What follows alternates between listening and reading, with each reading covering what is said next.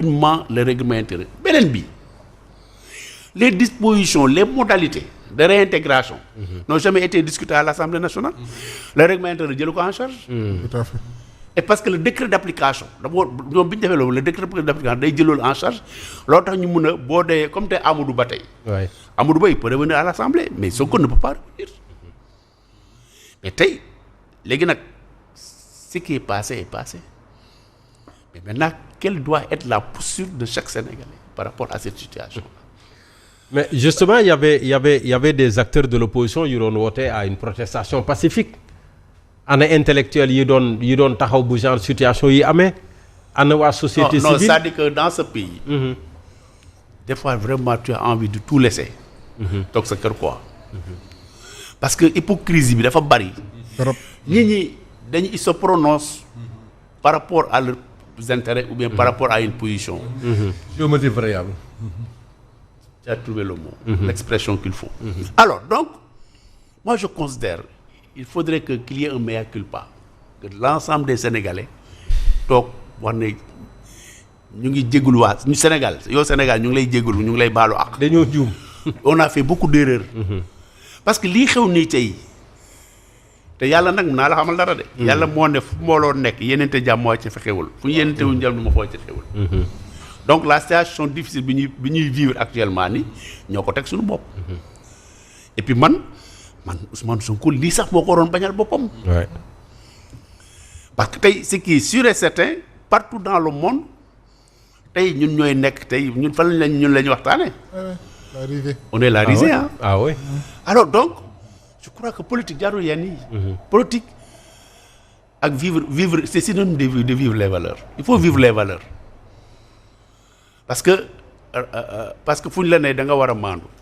fu la ne yow da nga war a maanaam dafa dëgg fu la ne yow da nga war a njàmbaarte ci liggéey mais loolu boo ko xoolee boo demee religion musulmane boo demee religion chrétienne et feneen mais yooyu da nga ko fay fekk.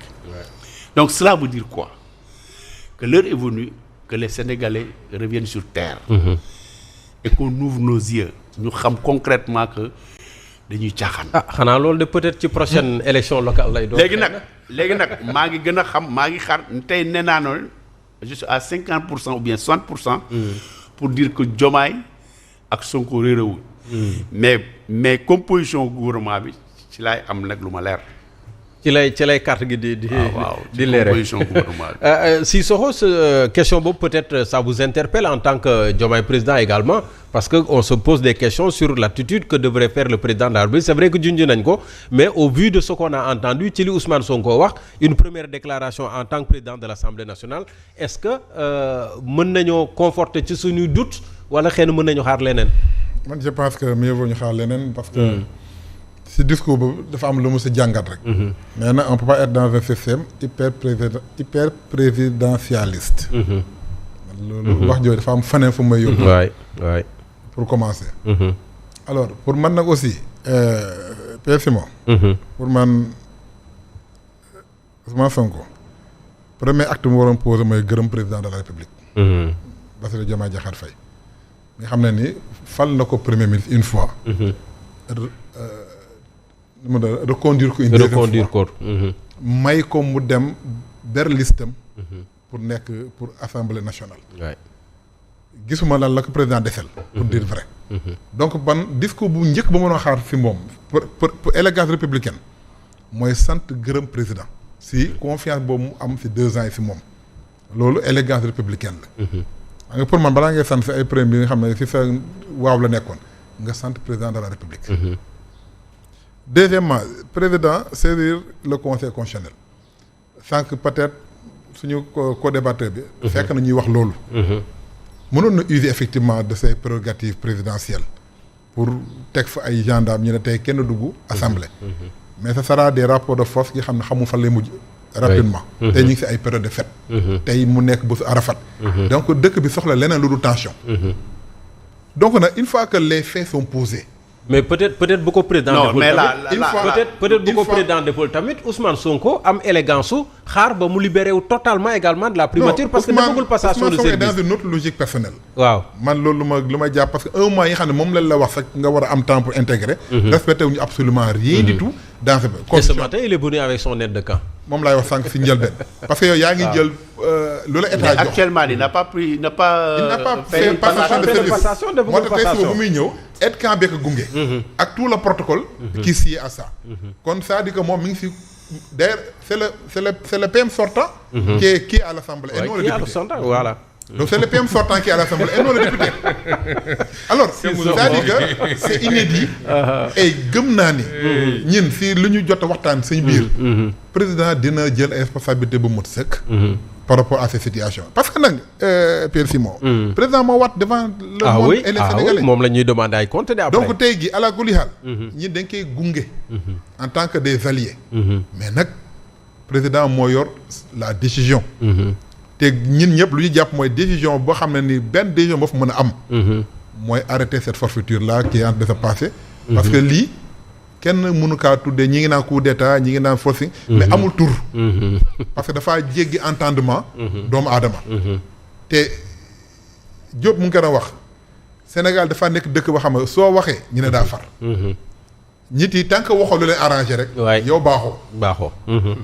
te effectivement loolu la ñu tàmmal ces dernières années. effectivement parce que yow tant que waxoo man lu ma arrangé. tu n'es pas bien. tant que àndoog man. tu n'es pas bien et il est rare de voir maintenant des gens courageux. nit yi soit da ngay far doo ñemi wax dëgg. parce que président soo ko bëggee dimbali nag pour man président soo ko bëggee dimbali. il faut nga koy wax dëgg il faut nga koy wax sa xalaat. moo tax keroog mooy poser question nan ñan ñoo wër président. c'est-à-dire ñan ñoo ko jege dëgg. parce que in fine demee. les Sénégalais vont dire monsieur le président yow la. ñi lay conseil nekk sa wet di la wër. te ragal laa wax dëgg parfois. dañuy seey doo leen gisati fenn. dëgg la tu les verras même pas. waay da ngay gëstu doo gisati kenn non doo gis kenn. donc assemblée nationale tey installé nañ ko comme ñoom ni ñu ko xalaatee. amul surprise. fan laay man toog di xaar fu mu nekk ni jonkoon fa toog di xaar. mooy président saisine le conseil constitutionnel lan la si conseil di wax. waay et très honnêtement je suis impatient. de savoir voilà tout à fait parce que nag dëgg la ne. bëri nga ci ay morom. bëri nañu ñin ñoo xam ne ni coalition Diomaye on a défendu partout. loi L29 L30 bi d'accord ñu si woon. président bu mu ko approuvé man j'ai pris acte. parce que mooy président. moo xam ñan raison moo ko poussé. mu jël ko. mais man personnellement j'ai pris acte fa la mën a yem. te lu mën a xewal encore yi nga il faut que les gens prennent acte. de ce qui va se passer. parce que lii menace la pour notre souveraineté nationale. Tout à fait. Menace la pour notre république. Menace la pour en fait la stabilité même. de notre pays. il faut que naa les Sénégalais comme ni mu ko waxee ñoom ñooy Sénégalais yi. jamono bi mënoo sax wax mais Sénégalais. mais nag bu dee jégalu nag dañ naan jamono rëccu weesu na. non mais rëccu weesu na. mais nag xam nga lan la. pour man ça c'est il fallait Sénégal jaar fii. pour ñu mën a xam sax exactement. tirer ci valablement des leçons ay leçons. parce que toutes les grandes démocraties. am nañ ay jaar-jaar. tout à fait yu terrible sax. kon Sénégal dañoo nekk di dund loo xam ne. ñëpp fi war a jàng. ba pare ñii nag ñu am matuwaay boo xam ne ni. yaral suñuy doom. ci yeneen valeur. parce que li ay crise de valeur la. te crise de valeur ñooy indi ba fii. et crise de valeur yooyu suñ ko réglé wul. ça va encore être pire dans les années à venir. d'accord dama bëggoon éclairer tuuti rek. par rapport ak sama intervention. oui rapidement waaw. c'est-à-dire que xam nga dem boo dégloo Aïssata Tall Sall ak Abdou Mbow. ils ont dit que le recours n'est pas important parce que xam nga déjà la réponse du conseil constitutionnel. recours ci L29 beeg. non recours par rapport à cette situation par rapport à cette ok. mais je dis. la seule voie bu président mën a utiliser pour kii c'est l'article 52. il fallait faire un discours à la nation. Dire aux Sénégalais voilà la situation qui prévaut dans ce pays. Ce monsieur, on a partagé ensemble énormément de choses. J'ai fait de lui le premier ministre du Sénégal. Le jour de l'installation, en venant, il escalitait premier ministre la fa ñëwee woon. Avec tout son protocole. Et il a dit que je viens pour déposer ma lettre de démission parce qu'à la primature, il y a beaucoup de dossiers qui nous attendent. C'est ce qu'il avait dit, non, dans la vidéo.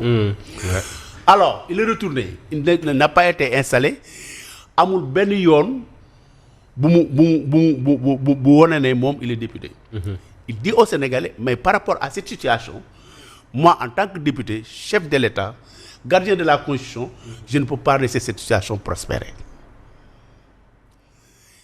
Loolu mooy taxawaayam tey il a refait la même chose la même erreur defagul passation de service. defagul passation de service. Alors léegi le premier ministre il est député encore Sénégal rek la am. Est-ce que le président Diomaye pour sa bonne presse est-ce que dafa war a toog di seetaan situation bi nii muy yàq muy am discrédit di connaître un flux croissant wala moom dafa war a jël ay motukaayam. Parce que conseil constitutionnel dégg naa dem kii di circuler ne elle avait reçu la présidente du conseil constitutionnel vrai ou faux yàlla rek a xam. Mais en tout cas ce qui est sûr et certain c'est que li ñu doon xaar ci Diomaye il ne l'a pas fait. Diomaye nag xam ne. C'est le président de la République du Sénégal. Donc li mu def li xew ni tey képp kuy doomu aadama moo xam sénégalais nga moo xam africain nga moo xam européen nga moo xam continent asiatique nga dëkk